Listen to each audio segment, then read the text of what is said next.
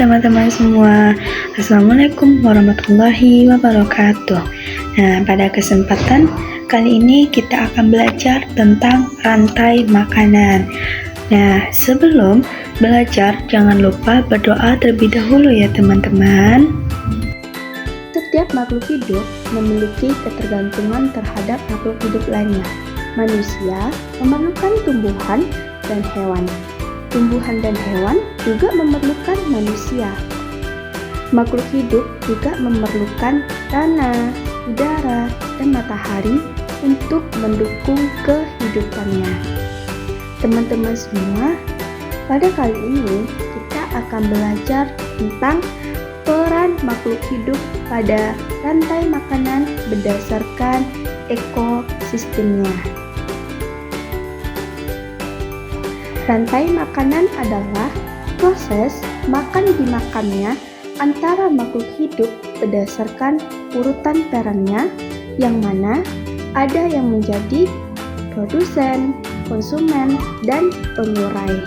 Nah, teman-teman di sini ada yang tahu tidak apa itu fungsi dari rantai makanan ini?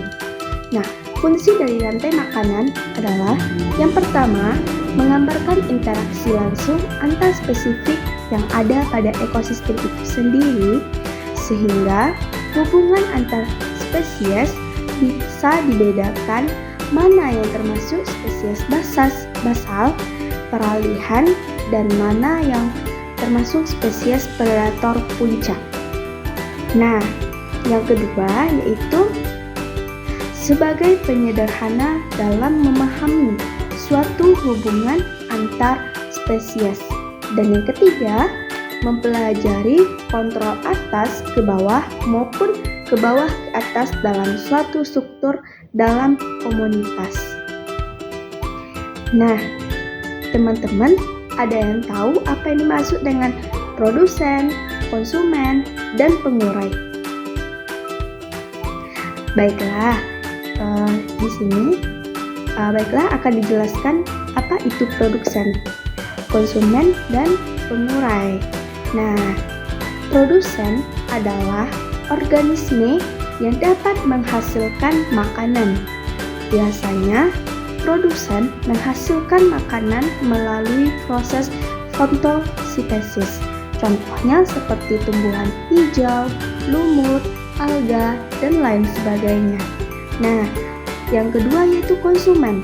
Konsumen adalah makhluk hidup yang bergantung pada makhluk lain karena tidak bisa memproduksi makanan sendiri. Adapun tingkatan dari konsumen, yang pertama yaitu konsumen primer adalah pemakan produsen atau tumbuhan atau konsumen herbivora. Contohnya seperti kelinci, sapi, dan lain sebagainya. Nah, yang kedua yaitu konsumen sekunder adalah organisme sumber makanan dari tingkat sebelumnya. Nah, contohnya seperti apa? Contohnya seperti tikus. Nah, selanjutnya yaitu konsumen tersier adalah konsumen puncak atau hewan yang tidak bisa dimakan oleh hewan lainnya. Nah, contohnya seperti apa? Contohnya seperti singa, buaya, ataupun burung elang. Nah, yang selanjutnya yaitu pengurai. Pengurai bisa juga disebut sebagai dekomposer, adalah organisme terakhir dalam rantai makanan karena pengurai merupakan organisme yang mampu mengubah zat organik menjadi zat anorganik. Nah, contohnya seperti apa? Contohnya yaitu jamur dan bakteri pengurai. Nah, coba teman-teman perhatikan contoh rantai makanan berikut ini. Ini merupakan salah satu contoh rantai makanan ekosistem sawah, yang mana ada padi, tikus, burung elang, ular, dan jamur. Nah, dari masing-masing makhluk hidup tersebut memiliki peranan sebagai berikut. Nah, padi berperan sebagai produsen karena menghasilkan makanan sendiri. Dan selanjutnya yaitu tikus. Nah, tikus berperan sebagai konsumen primer atau tingkat 1 karena tikus memakan padi untuk kelangsungan hidupnya. Nah, yang selanjutnya yaitu ular.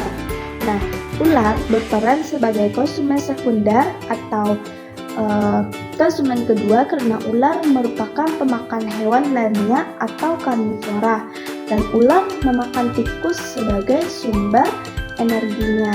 Nah, selanjutnya yaitu elang. Elang berperan sebagai konsumen puncak. Elang memakan ular untuk kelangsungan hidupnya. Dan yang terakhir itu jamur. Jamur berperan sebagai mengurai